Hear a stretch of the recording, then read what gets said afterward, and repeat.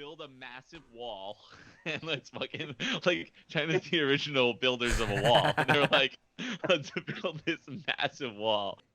All All right, right, Shane, send us off. boys and girls.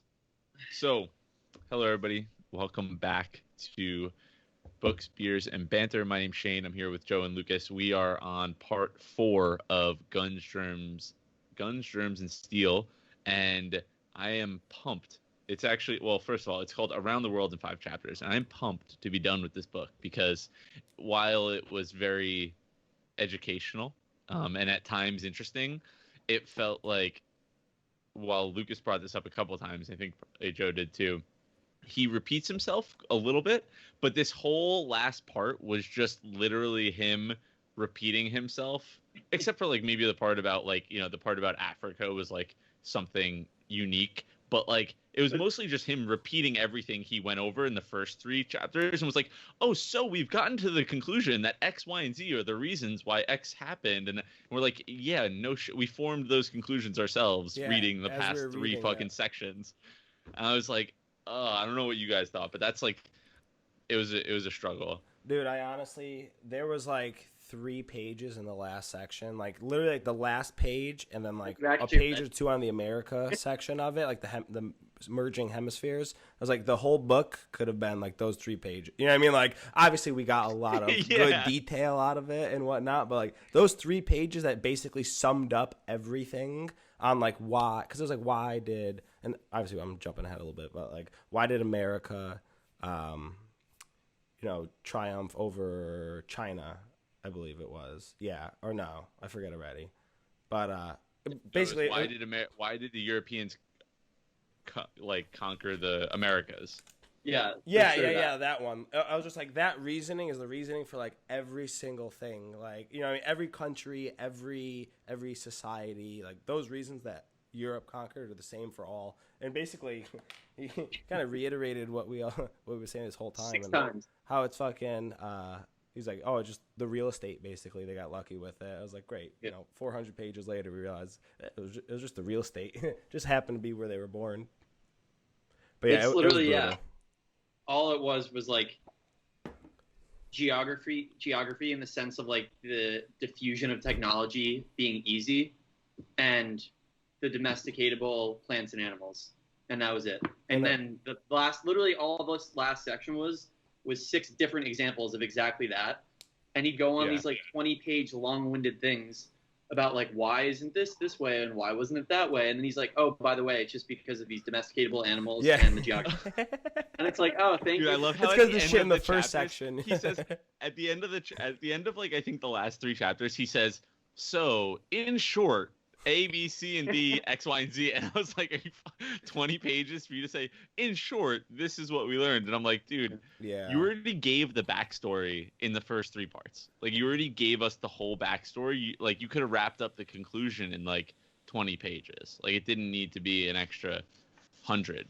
Yeah, this reminded me of like a science book from back in the day, like school, when it's like you would be able to like skim it and read like the last paragraph, and it always gave you like the summary of like everything, like the most important shit you had to know. I was like, damn, I should have been doing that from the beginning.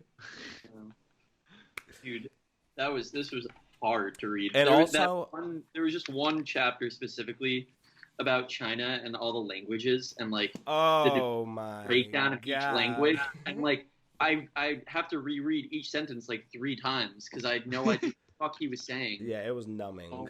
It was just numbing. It was kind of cool though. Not cool, but it was interesting that like archaeologists and linguists could, determine specific events based on like language and like the disbursement of it. Like the example, I don't know, it was like the Bantu people or whatnot, but based on when they came up with like the word for, I think it was like the pottery or whatever, that's kind of how they knew when it came into play. Yeah, do you guys want to go? I mean, I don't really want to go through each and every one of the 5 different around the world places.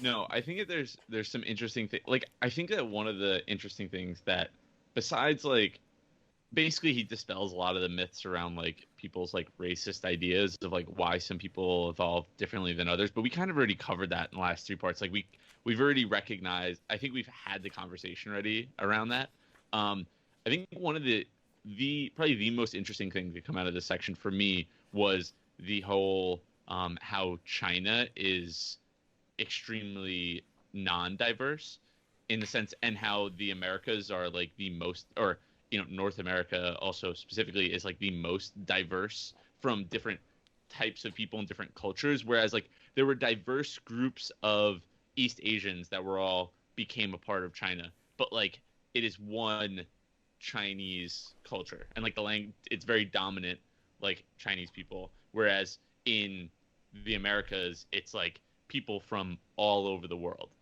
Well, And yeah, he like, has some stats on that. wasn't his point that like as long as history has existed, Chinese people have existed too.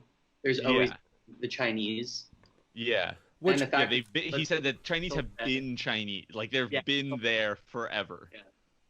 But it's like I don't know. It's just interesting to me, like that that China is essentially mostly Chinese. isn't that with most countries though? Besides like the United States? No.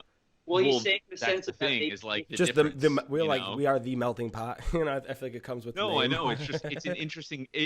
I think it's interesting and something that is like worth thinking about, because you can see how like certain tensions and things would be like, obviously we'd be dealing with things whereas other cultures wouldn't. Like someone that's like a culture that is purely Chinese isn't going to deal with maybe that not that they're not going to deal with, but they're going to have very different problems in terms of like racist ideals and things like that than a country that is a ton of different people. Like when you have Irish, Italian, Persian, Indian, Mexican, European, and then I guess like first generation American, whatever, if you want to include that. Like when you have all those different groups of people versus one like, hey, we're Chinese, and everybody like, I don't know, it like makes sense that there would be different challenges there.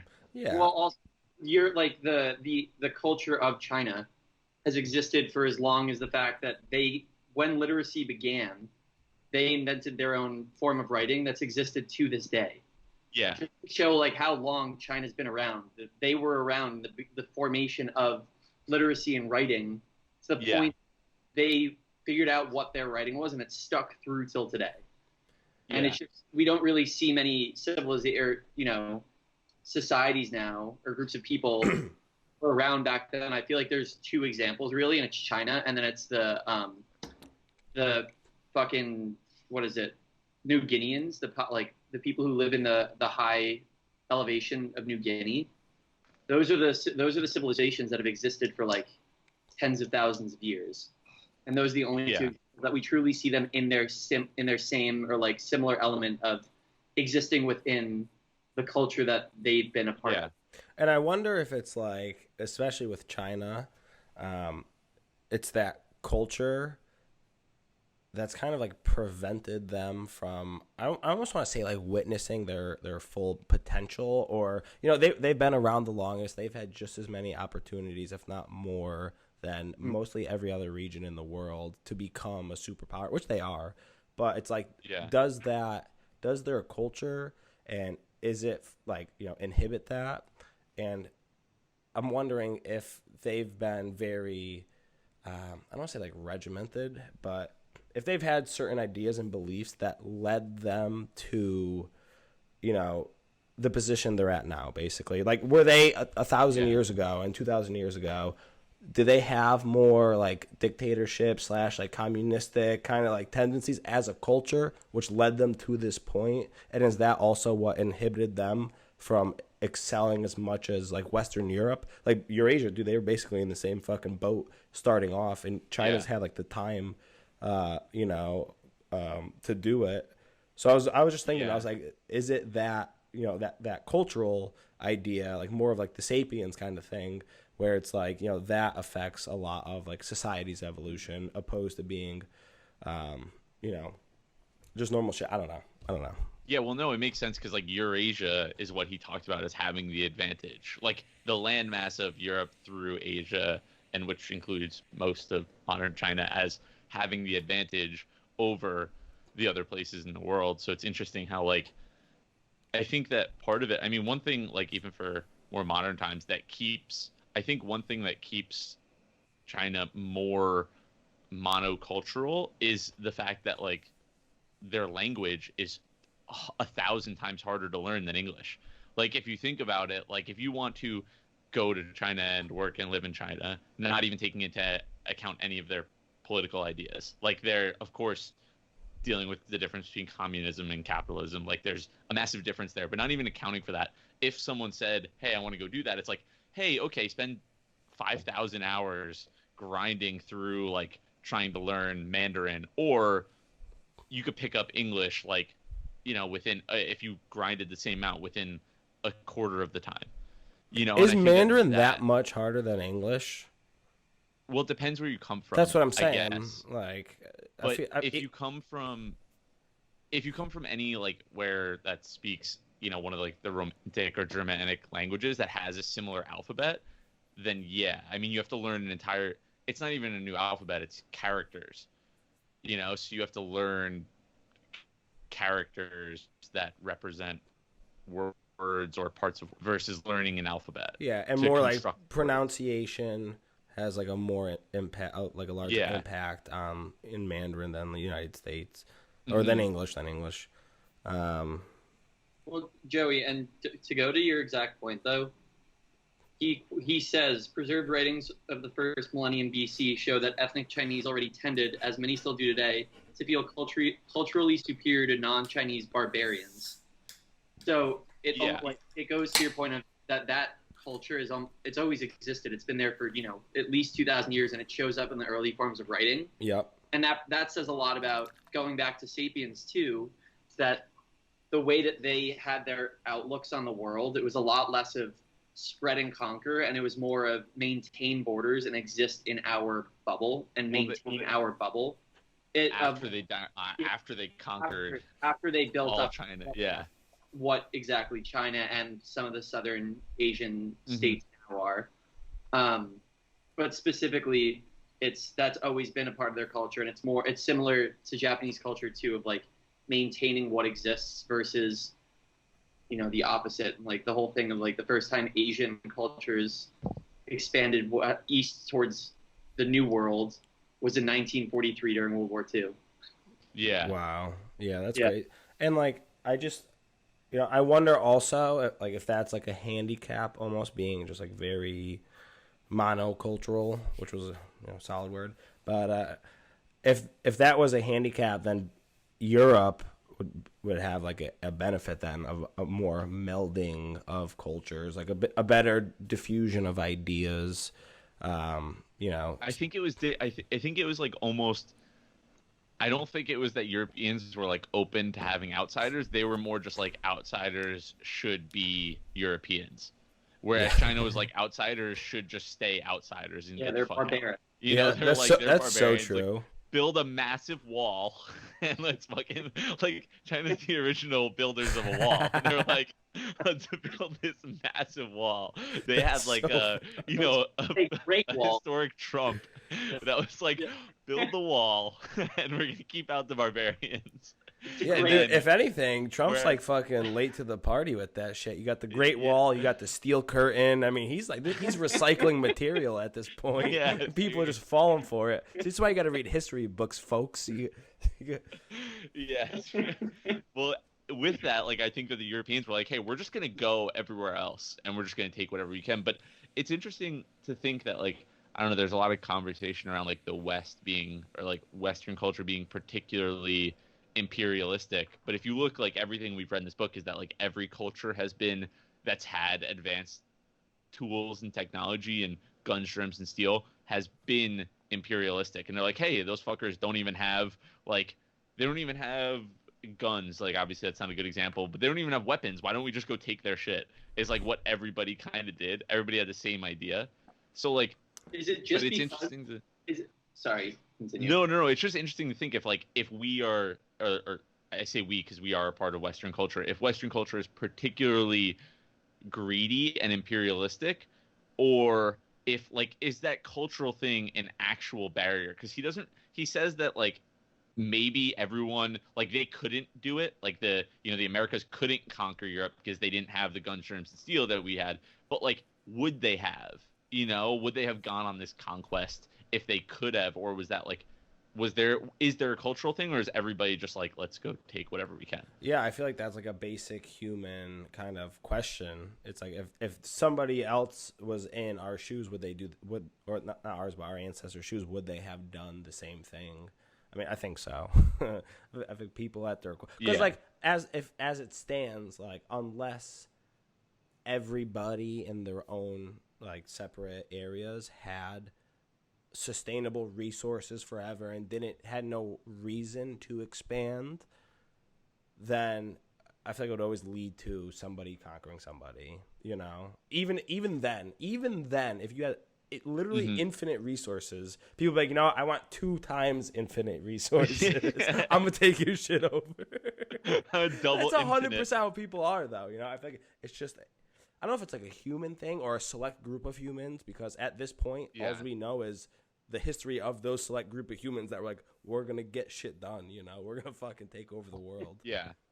No, I think it's an important thing to think about, though, because I think people would make an argument that this, that human nature might be kind of an excuse, a way to excuse what was like Western colonialism and imperialism, which for me, after reading this book, the idea that I got is that every culture has been taking part in some form of like colonialism is just like more advanced imperialism. It's like, hey, instead of just like taking your shit, we're just gonna like let you pretend you have your own stuff, but like steal half of your stuff. It's strategic. It's kind of like it's like it's like the same thing in my mind. It's a little bit different, but like I think that it's something to consider that, you know, even ancient tribes like Native American tribes would go and to war with other Native American tribes. You know what I mean? It's not like we came in and we were the only people who like killed people. War. It wasn't war, and he kind of harped on it too, that when people were rushing west, like during the California Gold Rush, it wasn't these, you know, governmental or state-backed attacks on smaller tribes. It was just individual groups of people going after these tribes and killing them to then get a beneficial position in the, you know, for the California Gold Rush. That's why they call it the Wild West, bro. Yeah, it's going exactly to your point that, like, you know, it doesn't even have to be like statewide. It can be an individual level that there's always that conflict. But I think those Native Americans were also doing that. No, they were. But also to answer your question, it's like, is it Western culture that's truly the, like, you know, more imperialistic, or are we just the ones that did it most recently and there's the most history on it, therefore we seem the most imperialistic? Well, so we had the most guns, germs, and steel, so it made it more like we read about the Maori, Maori, whatever bullshit, where they went in and just slaughtered the literally men, women, and children indiscriminately, and they were like, it's our culture to just kill everyone that's not Maori. And the people that they killed were basically their same civilization. It was like the same. Yeah. I forgot where they started to, but then they split into the Maori and whatever. So they're basically like the same people. Slaughtering Boston. yeah, right. I mean, we've had civil wars before. Like, granted. Yeah. So, no, exactly. You know, we're no one to talk at that point. Yeah. In our short 300 years or so of history. Yeah, we've done a lot. We've done a lot of. There's just one little fact about, hence the Americas were probably fully occupied by hunter-gatherers within a few centuries of the arrival of the first colonists. So it took close to 12,000 years for the initial people to come into the New World, you know, across the Bering Strait or whatever. And it took them 12,000 years to get all the way down to the tip of Argentina, or just before, you know, maybe like a 100 years before Columbus had made, you know, landfall in the New World. But it's just crazy how long and how, due to, you know, geographical difficulties, how fucked the New World was, and it was never going to be. Yeah. They said even if people brought the technology from Eurasia when they were going across the Bering Strait and moving to North America, it wouldn't have mattered, because when they first got there, for the first 500 years, when they were settling in like northern Canada, nothing would have lived. Even if things were domesticated, which they weren't, there was nothing that was relative or helpful in their world. So no matter what, when people came to the New World, they had to restart. And it was that restart that totally like stunted the ability of, versus working with people against people who've been in the Fertile Crescent and wherever, in Eurasia for, 40,000 years, a million years, if you think of just humans and not like Homo sapiens specifically. But I just thought that was interesting. And then he just goes into like those 5 different like proximate factors why Europe was the conquestor and not America. And it was metal, military technology, animal power, the wheel, and sea transport. One thing I think it differed from Sapiens, though, is that he gave one thing I learned very differently from Sapiens was that it wasn't such a no-brainer to become farmers. Like in Sapiens, he was like, yeah, once someone did it, it was kind of like everybody had to do it. But in reality, it was like it was basically just a profit, like what's more profitable decision. It was like if it was profitable to farm, like you had fertile lands and you had domesticatable animals and plants, then that's what you did. And if you didn't, then you stayed a hunter-gatherer. It was like nobody made the opposite decision. It was just like depending on where you were and what you had access to. Because he says it in here that like basically certain tribes stayed as hunter-gatherers simply because they weren't on fertile land. So farming would have been like a complete waste of time, and any of the earliest farmers would have like experienced droughts and things like that would have killed off anything they tried to start. So like there would have been everybody would have been like, dude, Tom tried that like last year and everything he tried to grow died because like it didn't rain. Tom died, so, he starved to death. Don't be like Tom. Don't be like Tom. We're being hunter-gatherers until we get invaded by the guys who had the farmland over there. Like those lucky people. But in Sapiens, he made it seem like it was a no-brainer for everyone. He even says it specifically like about the Japan section, which I thought was pretty cool too. But how that like the whatever strait separated not rich farmers from poor hunter-gatherers, but it was the opposite, that poor farmers were separated from rich hunter-gatherers because in northern they had such an expansive list of things that they could hunt and gather, and they were actually like a booming culture versus these farmers that were barely getting by.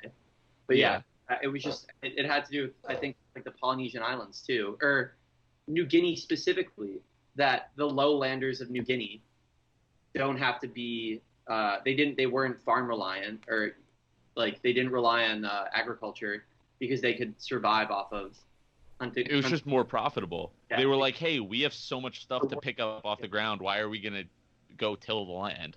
Like, or the idea probably never even came to them that it was an option. You know what I mean? Like, why would they be like, oh, how are we gonna make more food when there's enough food around? I feel like if it's not a necessity, that thought, like, why would it even come up? It's like we have more than enough right here. We could just walk and pick an apple or slay a deer. There are instances of tribes or groups of people, whatever, moving towards agriculture and then realizing it's less, as Shane, profitable.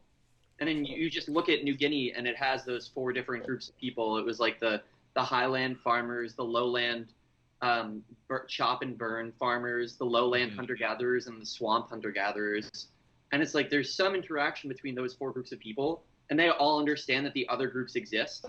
But based on where they are geographically on New Guinea, that's just the world and the life they live. Like how they were super surprised when flying over by helicopter, I think they said, or something, that how successful the swamp hunter-gatherers were in like their not irrigation, but their trapping systems to catch those eels, that they'd like build certain walls that when the tides would rise or in times of like rainy seasons, waters would rise. And then when they'd sink again, they built like strategic walls so that the fish and eels couldn't get away. So then you have like these hunter-gatherers that have almost like grown out of just hunting and gathering and grown more towards like strategic cultivation of food, but it's not actual agriculture. It's just more efficient hunting. But they all existed in unison, in the same world, with knowledge of the other people existing, and still do today. And I think that's the whole driving factor behind this book, and Jared Diamond specifically, is like his extensive background and research and experiences with the New Guineas. Like I don't know it's like a Papua New Guinean. I don't know what the right terminology is for someone from New Guinea. But recognizing that these people have existed and these cultures have existed for so long and are also like almost untapped to the modern world because of their geographical or, almost economic, lack of importance and they weren't like they said that the first time that the northern tribes in New Guinea, like the agricultural tribes were found, was in the 1920s, and that was well after this whole imperialistic push by Europe. And he said it was he listed out all the reasons why the New Guinea's like states were safe. And because that was also, I feel like a hundreds, like thousands of years ago when they were safe. I think today, if it was very unacceptable to conquer other areas, and if they had a geographic importance, like you could build a military base on it or something like that, like we would take over New Guinea in a second. I think they were safe back in the day once, like, food production and shit was like still like a factor to play into. It's like, why would we take this over if it's gonna be a pain in the fucking balls to live here, But I don't think that's like the same case today at all. Well, now it's very different because we have different levels of technology. Now there's of course today, that goes back to like the argument we were talking about the last episode, not the argument, but the conversation about like, should we leave people as is and like let them evolve socially and economically, like at their own pace, or should we intervene? And by doing so, it's maybe not the most polite way, like taking somebody over, but bring them and their culture up to the world standard, basically, because like right now, I mean, there is a huge fucking discrepancy between any first world country and New Guinea, or like any third world country. I think I get where you're getting at. It's like, should we actually like bring people forward or not? And like, what are the implications of that? And like nowadays, it would be much faster and like more obvious to be like, oh yeah, we just go in and we could set up like a building with air conditioning and yada yada yada in like 24 hours. You know what I mean? But back then it was like they had to spend a year and a half to build like a basic settlement, probably. You know what I mean? Yeah. So it was much different. Like the calculations of, is it worth it? What are the ethical standards? Were like totally different then. Like the line to cross was super different. But you know what I liked a lot is that it was so similar yet so different from Sapiens. Like I couldn't think of like two better books to put together of the same idea but told from like different viewpoints. It's like they at the core they got to the same thing, but it's like how they did. Like I know we were talking about a while ago. Sapiens it was like a more cultural push, whereas this is definitely all environmental. How your cards were laid out, and I think that was fucking sick that we were able to like back to back, like boom boom, and like I felt so much not smarter reading Guns, Germs, Steel, but I was like, I know what you're talking about on a subject I didn't know that much about while reading it. So I feel like I internalized, like understood a lot more of the content, opposed to like if we just read this book first, I'd be like, all right, well, like what the fuck. But when it's like, oh, dude, like I know that, it's like almost a little bit more exciting to read. You know what I mean? When you're like, yeah, I know that. I'm not completely in the dark right here. So I had a similar thought process, and it was like almost an internal like arm wrestle of which book would have been better to read first. And I thought about this a lot before we started talking today. And I feel like this almost would have been, Guns, Germs, and Steel would have been better to start with because of the fact that it's so much more factual and like, environmentally driven. And it doesn't really talk about the culture. And then to go into Sapiens and know this full background on why things, I wouldn't say objectively, but why we think things are the way they are. And then actually get like the full rundown on culture. I think that would have been really interesting. But I think it could go either way for sure. Yeah, I'm excited for our next book series. Did you order a book to confirm it, Joey? Because me and Lucas already own it. Yeah, it came in today. Oh, sick. Yeah. All right. So what's our next series, Shane, so our people could buy the book? Well, the next book that we're reading is The Black Swan by Nassim Nicholas Taleb. And so The Black Swan, and then after that we're going to read another book by Taleb, which is called Anti-Fragile. And so the whole idea is really, I guess you could say, the disproportionate effects of highly improbable events on society, and how like these random things that we think are quote unquote random, but we can kind of we know that they happen periodically, but they're random and nobody accounts for them. But like 2008, the tech bubble, like the invention of the internet, things like that are like completely random, but have the most impact by far on history. And how, like, when you look back, it's mostly been happenstance that people have been toying around, and these random things would happen that they weren't expecting, that most modern, like, incredible inventions, like, have that's how history is pushed forward, in a very real way. And then basically taking that idea, and understanding that highly improbable events are actually highly probable to happen eventually. And Anti-Fragile is all about how to deal with those eventualities, like that the idea that these random things are going to happen eventually. So how do you live in a world knowing that you could have a 2008 crash, or you could have a COVID? Like, how do you live knowing that a pandemic or something similar could happen at any moment and change things? And so, also with Taleb, he's a very interesting and controversial writer in the way that he talks about people and calling people out. He has a term called intellectual yet idiot that he uses for academics mostly. And so it's a very fun reading style. You either love him or you hate him because he's kind of an asshole. But yeah, that's going to be our next two books. It'll be probably a much easier read than Guns, Germs, and Steel. Yeah, I'm excited for it because honestly, it's like, while you were talking, I was thinking about it because I don't know that much about the book besides what you tell me. And it's like, not obviously, but I feel like anything is possible stretched over a long enough time scheme. You know what I mean? Like, not even just like, a financial crisis, but like a nuclear fucking holocaust, like, you know what I mean? Alien invasion, yeah. Like, stretch us out 20 million years and like, you let me know. So it's like, I guess learning about how to deal with like that and like sorting out realistically what would happen, like what's going to happen, maybe like I don't know what the fuck the book's about, but if it's like anything about like helping out with that'd be cool. You know what I mean? Like, yeah, going into and it. so, and it's also like part of it is like how to take advantage of the highly improbable world. And Lucas, we talked about this with like talking about options and things like that, where his trading strategy is like, hey, 10% very speculative, out of the money options to really oversimplify it, and then 90% of your net worth in cash. So like something really bad or really good is going to happen eventually, and like if you take that position, you can only risk, by risking 10% of your assets, you can make 100x in these like massive moments, but you never risk more than 10%. So it's kind of like, that's an idea from his book, from Anti-Fragile, which is like how to deal with these events. But so it's like he sets it up like, hey, these are important, because basically the idea spawn, he was one of the first people to like really speak out in 2008 against the whole mortgage-backed securities scandal. And he was like, hey, this is a massive problem. And that's how he made his wealth originally, was from saying, hey, this is going to blow up eventually. Like, there's no doubt about it that this is going to blow up.